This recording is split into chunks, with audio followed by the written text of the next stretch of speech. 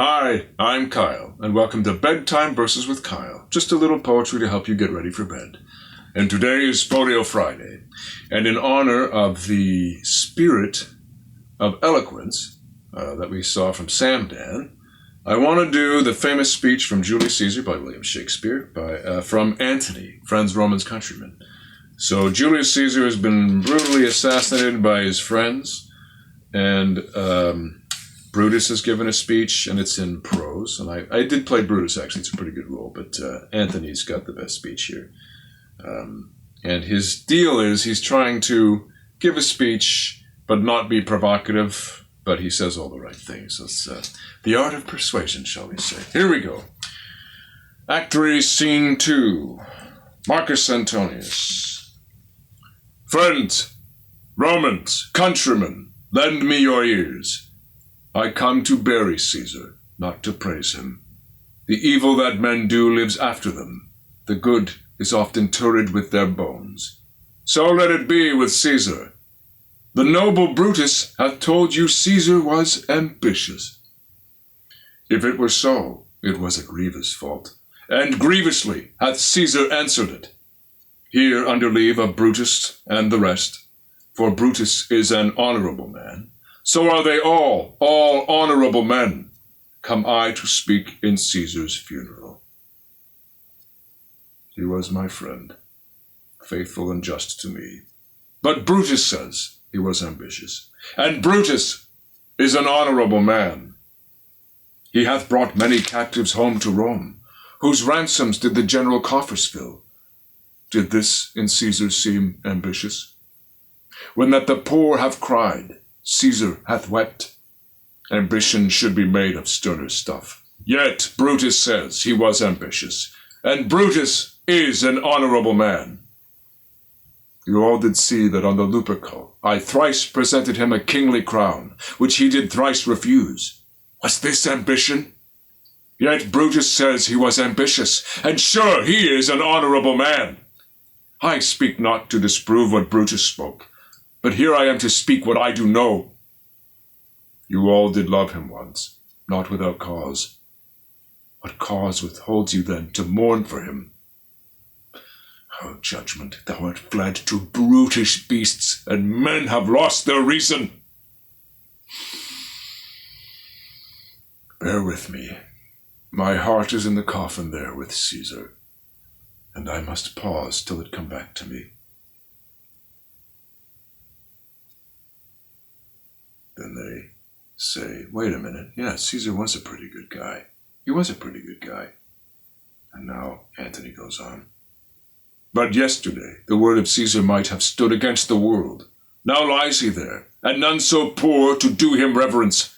How, masters, if I were disposed to stir your hearts and minds to mutiny and rage, I should do Brutus wrong, and Cassius wrong, who, you all know, are honorable men. I will not do them wrong. I rather choose to wrong the dead, to wrong myself and you, than I will wrong such honorable men. But here's a parchment with the seal of Caesar. I found it in his closet. 'Tis his will. Let but the commons hear this testament, which, pardon me, I do not mean to read, and they would go and kiss dead Caesar's wounds, and dip their napkins in his sacred blood. Yea, beg a hair of him from memory, and dying, mention it within their wills, bequeathing it as rich legacy unto their issue.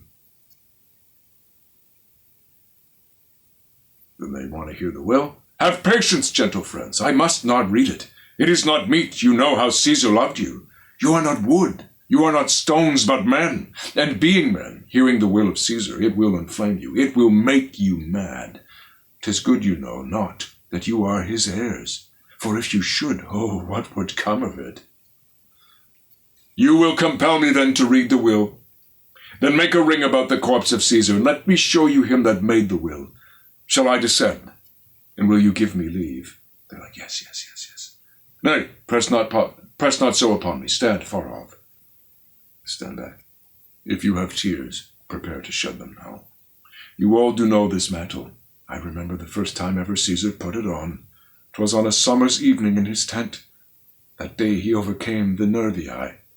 Look, In this place ran Cassius dagger through. See what a rent the envious Casca made.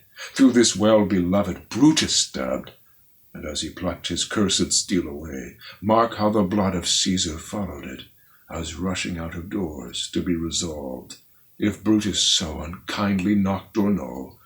For Brutus, as you know, was Caesar's angel. Judge, O you gods, how dearly Caesar loved him.